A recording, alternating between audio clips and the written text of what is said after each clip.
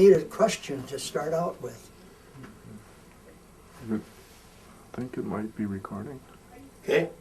Go ahead. We want to welcome you back to our extension of our first session, because Mr. Dieltz came today and we're glad to have him, and we're going to be talking back when he was playing when Harry Froker was here. So we'll start there. I'll just sit over here. Okay. You want to start talking about your introduction when you came to Somerset? Yeah. And how it was when you, go ahead, tell us the story like when you told us. Okay. Back in 47, Somerset had 11-man football team, but we didn't have enough players. We only had 20 players or 21. We used Victor's brother, Red, the manager of the team, for scrimmages and stuff. Then in the following year, we switched over to 8-man football. That's when Harry Froker got out of the Marines, I believe. It was his first year of coaching. And my first acquaintance with Harry was the fact that I was a little on the dark side. I'd been working for my uncle on the farm all summer, had a hiney haircut, never wore a shirt, never put on a cap. And the first question that Harry asked me was, "What nationality you are? You aren't Indian, are you?" I don't know if it would have made any difference if I'd have said yes or no, because he treated us all alike. Yeah, he was a very good coach, and enjoyed playing for him in my junior year and also my senior year. Now, who did you play at that time? We played Balsam Lake, we played Centuria, Siren, Webster. Siren was exciting because we played on a field with not much grass, but a lot of sandburrs. Boy, did they have sandburrs. Oh, unbelievable. They still had them in '56. Where did you play down in Somerset? Where did we play? The field. Right up on the Churchill, right across the street where the school is now. We were playing up there. Yeah. And equipment, you still had no face mask? Nope, just played with the leather helmets, and the pads were pretty much handed down by the time we got to them. Who were some of the players that were on that team? Herbie Dickoss played fullback. Bob Liberty in our junior year played quarterback, and he was very good quarterback. Had a good arm, could throw a country mile. Yep. Bill Shea was on there. Then when we got to be seniors, then I played with Richard Rivard. You know who that is? Yeah. Douglas Rivard, Bert Rivard, yep. Dennis Birch played in, I played in, yeah. We got in an argument with Harry one night while we were having a practice up there on the hill. And Richard was playing alongside of me. And he said, "You're playing too far out, Bucko." He said, "Move in towards Richard." So I took a step over. When he wasn't looking, I took a step back. He come over and he said, "What are you doing?" And I said, "Well, you go ahead and play alongside of them." I said, "When they run around our side of the line," I said, "you've got to give them an extra 2 or 3 yards. Why do you do that?" Because I said, "He likes to get the tackle," and I said, "He will run over you." Harry said, "I'll show you how they play this position." So he slipped on a helmet and got up and got alongside of Harry, and I'm laughing all the time. I know what's going to happen. So I walked over and I told Herbie, I said, "Take one around the right side of the line, right where Harry was." And Harry didn't budge. He was about 3 feet or so away from Richard. When the play came around that side of the line, Richard ran right over the top of him. He busted a blood vessel in his leg and he had to go to the hospital. Nobody said a word. Not a word at all. Yeah. Richard was as good as they could, as you'd want to play next to him. He was fun. Yep. And you had, who were the other line? Doug Rivard, what did he weigh, about 140? Mm-hmm. Mm-hmm. Yeah, he'd alternate back and forth with Doug and Bert and Richard, wherever they wanted to be in there. Yeah. Herbie was quite an athlete at that time. He was like a 200-pounder. That must have been the biggest guy in the team. When he was a senior, he weighed 235, and he could throw that thing from, we played on a 80-yard field, could throw it from one to the other. We got into a game, one of the first games we played with Centuria, and we were down, I think, 7-13 going into the end of the game. And when we went back to the huddle, Herbie said, "Can you outrun that that linebacker or that safety over there?" And I said, "Yeah, I can outrun him." I said, "How far can you throw?" He said, "I'll get it to you." So we lined up. I headed down the field, and I kept looking back and Herbie's sitting there with a big grin and still got the ball in his hand. He cranked up and he threw that thing, and I caught it going over the goal line, scored a touchdown, and we won the game, 14-13. But before we got to the end of the game, I and Herbie both got pulled out. Harry said, "Who designed that play?" He said, "We don't have a long pass," he said, on our playbook. Neither one of us would answer, and he said, "Well, you're going to stand here till somebody answers." So Herbie said he did. "You guys sit out the rest of the game." He wouldn't let us play. Win, lose, or what? Yep. That's the way it was when you played for him. But I still say he was a good coach. Yep. You had to play Centuria twice that year? Yep.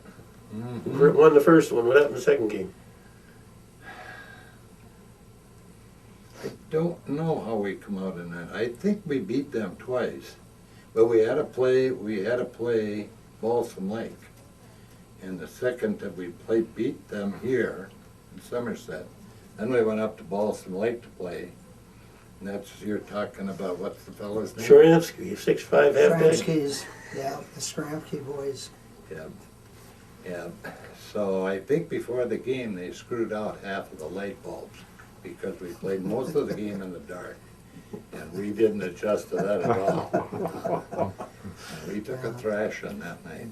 Yeah, it wasn't good. I think that was one of our last games. Yeah. We called that Slaughter Hollow. It was down in the lower area with a lot of mosquitoes. Oh, Always mosquitoes. yeah, yeah, there always was down there. I had met Shramsky, he was the AD down at Plum City, and talked to him. I asked him about how they did against Somerset, and he said they beat us the first time, but the second time we took our junior early and took him out of the game. It was blood from one end to the other. Boy, they just beat on him every time he went down. Yeah, that's what Shramsky said. If they had had an 11-man team, there would have been 11 of them on top of Herbie. Fortunately, it was only 8. He got pretty beat up. Yeah, Grandpa had Richard stay home to make corn, cut corn. He wasn't there. Is that right? Yeah, Richard always talked about that. He missed that game. Oh, that was a dandy. Yep. Anything else you want to bring up about that time period? Not a whole lot. Not a whole lot. Yep. Still get to see Harry Froker. His wife Betty passed away a few years ago.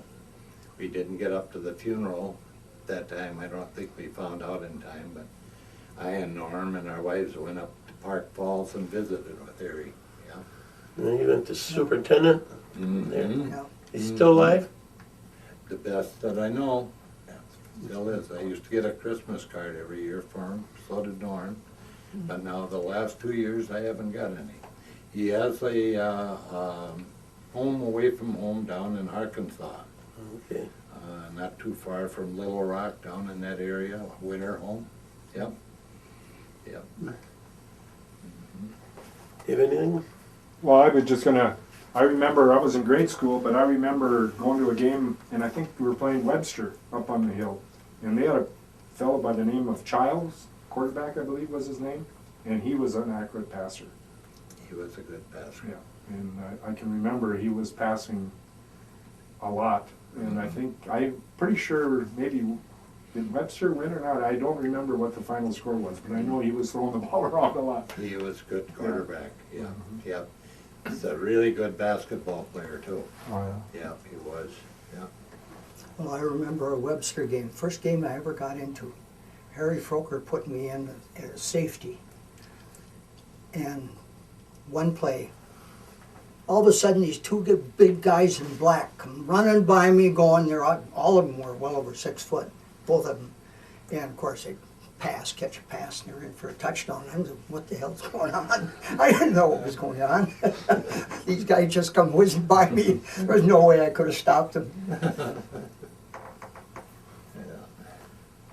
Anything else? Okay. Yeah. What year did you graduate? 1950. Mm-hmm. Well, I think the 50s were quite a remarkable time for Somerset football.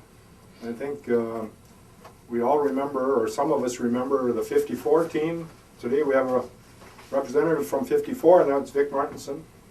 And of course, he'll tell you a little bit about the 54 team. Can I read what I wrote? Sure. Well, I can start. Let me read I wrote an introduction to Saibo. Today we have players from the 54. Well, some didn't show up. Russ Kohler was invited, who was a quarterback at that time, who had a 76% completion rate and scored many touchdowns running. It was a great team. In 1954, a young Hamlin graduate, ex-Marine, began his coaching career in Somerset. Mr. Robert Saibo was hired to teach business and coach football. He met with previous coach Mr. Record, who coached 1 year, and they had one win. They beat Hammond, who had just started football. And he told him there was not a lot of talent he had in Somerset. They were too small. They lacked talent in many games. He said that the only one player who they had was Mickey Rubwine, who Coach Saibo said he weighed 160 pounds, but he hit like a 200-pounder. The rest is history. He took the assemblage of no talent and developed them into the undefeated, unscored-upon team. The big addition that year that really helped them was the transfer from Stillwater, a big lineman, Chuck Zano. The next season had a 3-3 record in a new conference at Dun St. Croix. In 1956, he'd been playing a lot of sophomores and some freshmen in games. There was good size and some fast halfbacks in that group. The following 3 seasons, the team had a 23-2-1 record. He became the district administrator, which took up a lot of time, and he had to leave the coaching activities to others. A succession of coaches followed. Harvey Schultz and Mr. DeBerkey, followed by Mr. Dragich. He then came back for 3 more years. He was followed by Mr. Wellens, which takes us up to the 1970s, which will be our next session. I was told the first practice that Mr. Wellens had, he told the players, Jimmy Landry, and to line everybody up and do calisthenics. And he just said, what? He had no idea, and they had fun, but they didn't win in many games. While Mr. Saibo was coaching, he developed some plays that might be called trick plays that helped the team. He had some high-scoring offensive teams, and they did play defense.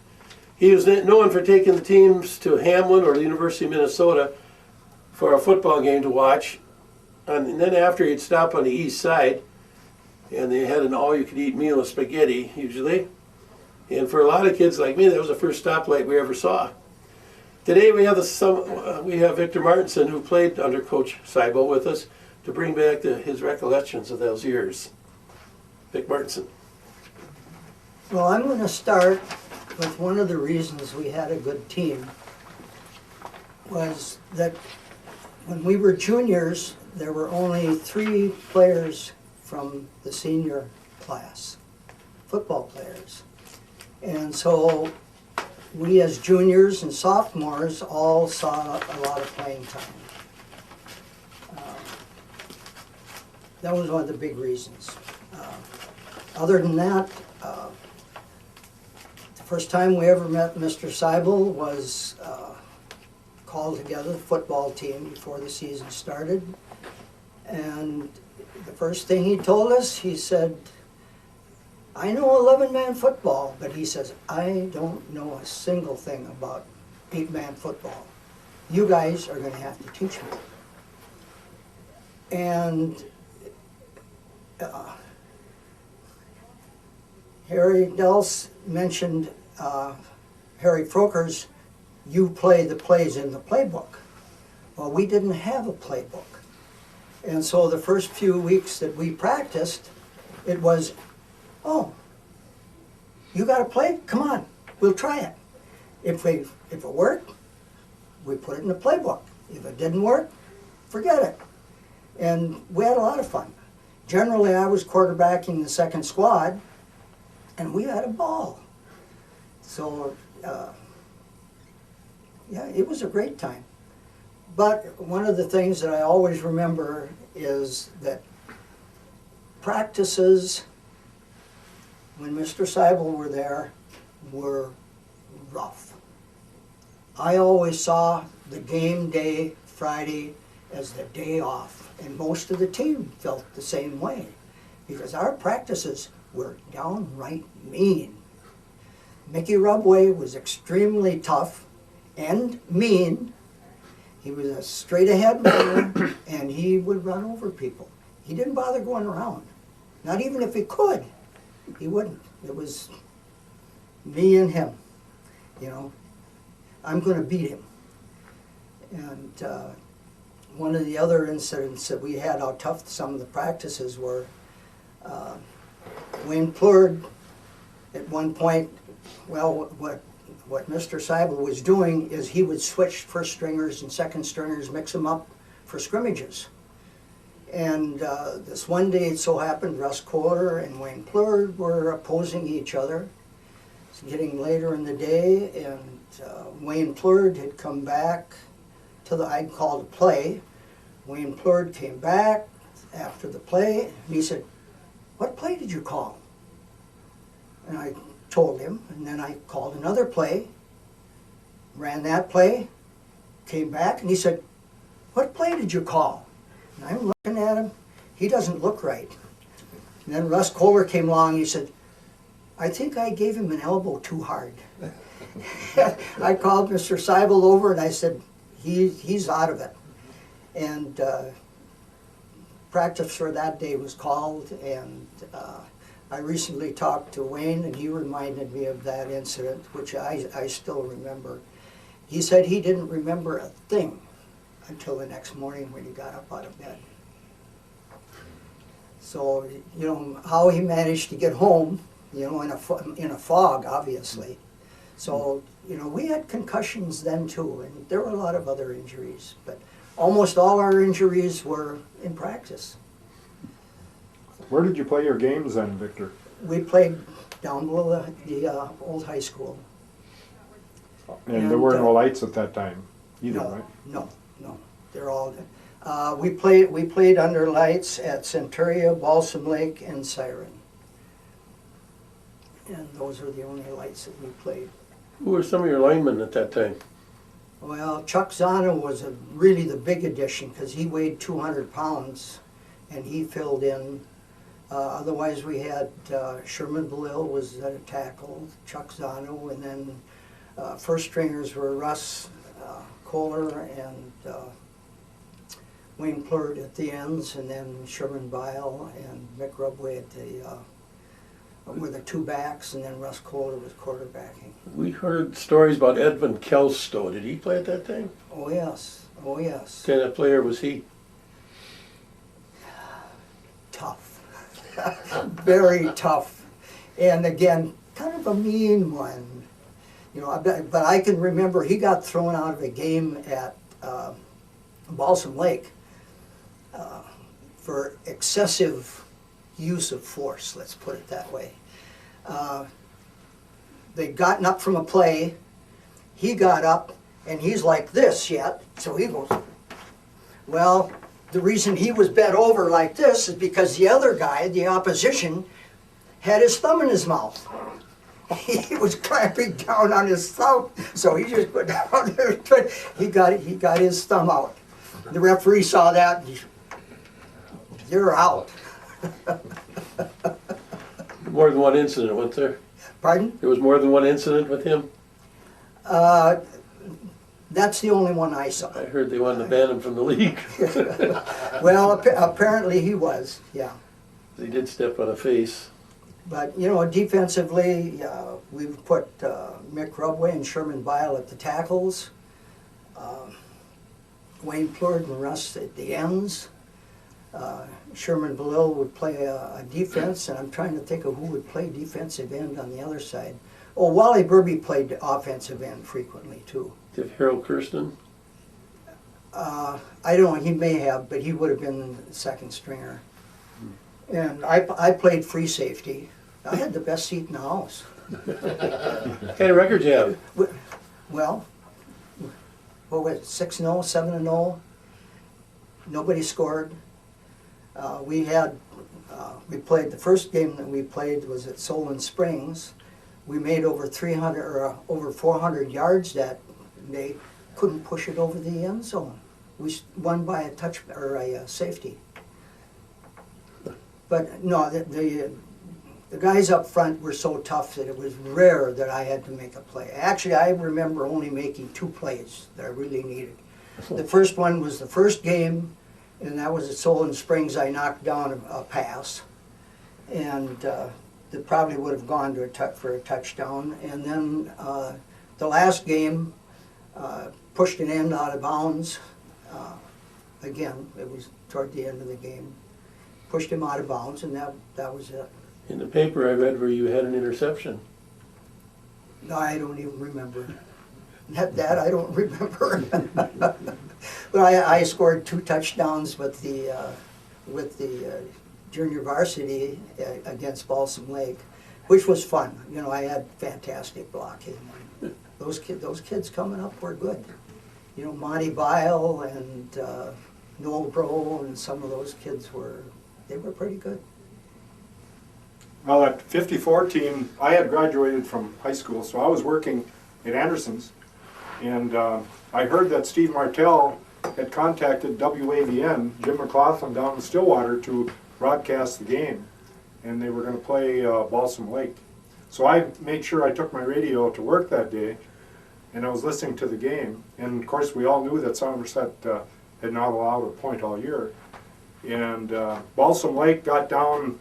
I think they were inside the 5. I'm not sure exactly what yard line they were on, but Victor can probably update us on what happened then. That one, those guys bailed me out big time because I muffed a punt on the 10-yard line, and Balsam Lake managed to get a first down within 10 inches of the goal line, and they had a big quarterback, Peanuts Ozen, and he had to have been 180 pounds or whatever up in that area.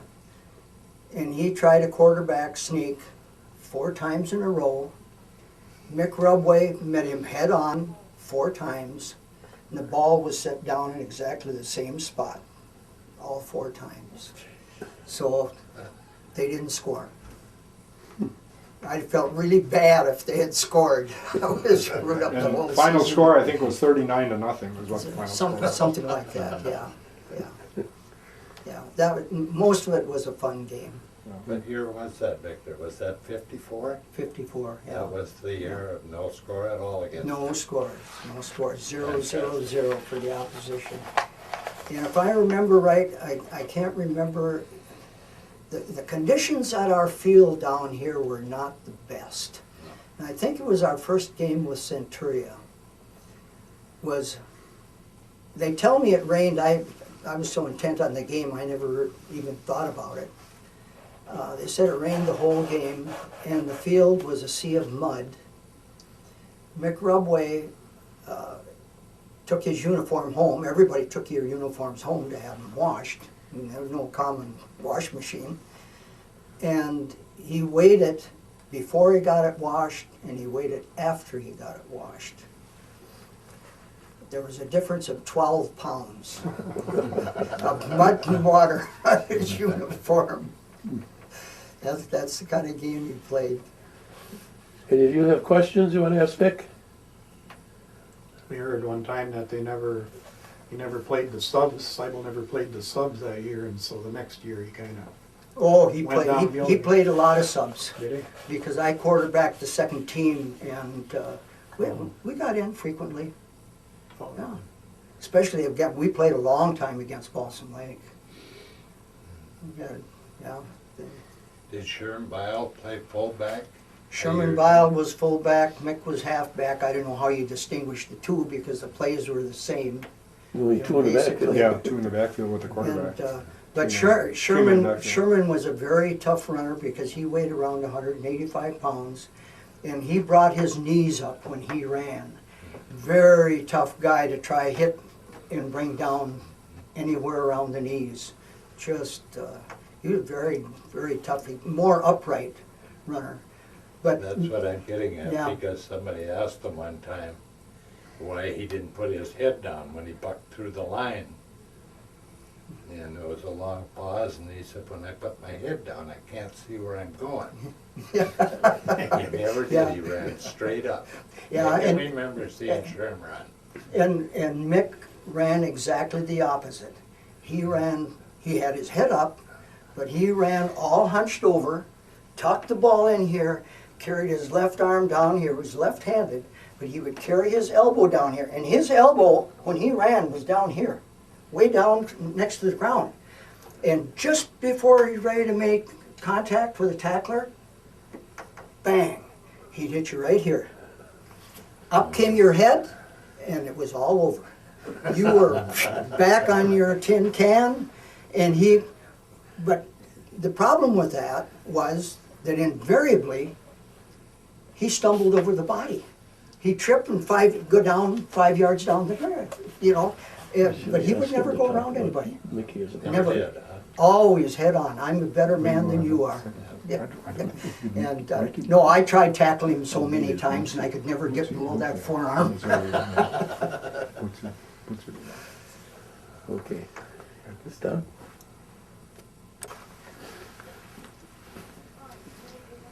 We're going to cover the period now after the 54 area.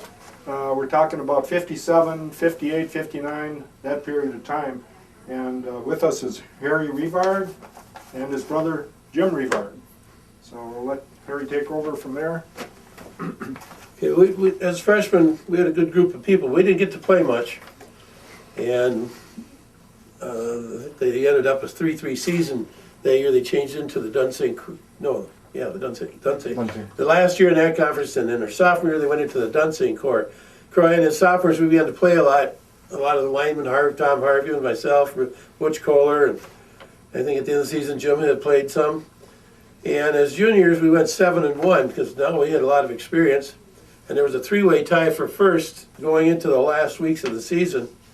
And Elman asked us to play on a Saturday. There was a big celebration down there, and it seemed like everybody in town was down there because we were both undefeated. They had a guy named Gary Zimmer who had legs like tree trunks. He was just a huge guy, and he was their star player. And late in the game, they tied it 13-13, and the coach took Zimmer out of the game, and they had to kick off, and Lamont Bile took the kickoff, and he ran it back for a touchdown. It was so darn funny because we're following the play. Out of the stands comes Donnie Bizzo and ran behind him the last 35 yards into the end zone, just yelling his head off, cheering him on. We were still tired, and there was another tough game. The next week we had to play Boyceville, which is also undefeated. And we ended up when Dickie Hallen went around the end twice for long touchdowns. And we ended up losing 12-7, but that year we got a player in called Gene Prue, and he was a great halfback. He scored at least a point in every touchdown. In the Boyceville game, he scored the extra point. So it ended up, we now had Elmwood, Somerset tied for first, and Boyceville got tied by Hammond, so he ended up with a two-way tie for first place.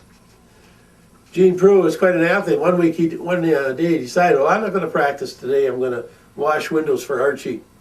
Well, Coach Seibel saw him there, so the next day we had a scrimmage, and they put him on the second defense. And first offense didn't show him much mercy, and he took a little beating. He never skipped again.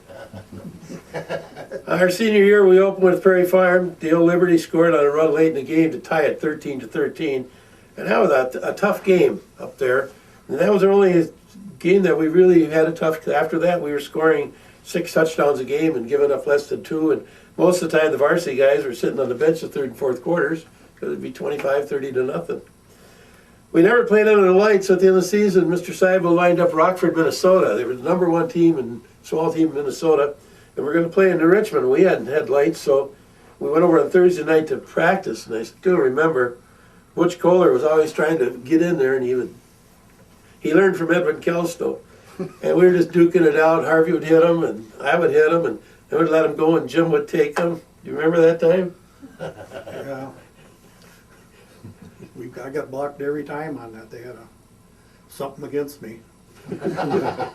So, I told Earl one time, I can't get by this guy. You try it. So he, no, can't neither, he said. so the Richmond kids were watching, and they couldn't believe how we're beating each other up, having a good time out there. So now the next night, Rockford comes to town, and there was a huge crowd there. Ended up 45-13 or 14, where the highlight was Earl Wayne Dieltz intercepted in the end zone and went 102 yards. It was the longest run since, That was Tony Dieltz. no, it was Earl Wayne. It was the longest run since Jerry Parnell did it 9 years ago, according to my notes. It was Earl. The next year they played at Rockford, and can you tell us what happened? Yeah, we beat him pretty bad. I don't remember much about it. All our seniors graduated out of the line, and Earl Wayne, the quarterback. So he figured they were going to really beat up Somerset. I remember in Richmond when we played, Paul Swinby was a referee. And he kind of made a bad call. It was only a couple minutes left, and Earl Wayne says, "Looks like we got to play against 9 men." And he kicked him out. Bob Seibel was standing on this end of the players, you know, and Earl had to laugh. Instead of walking straight in, he made a big circle.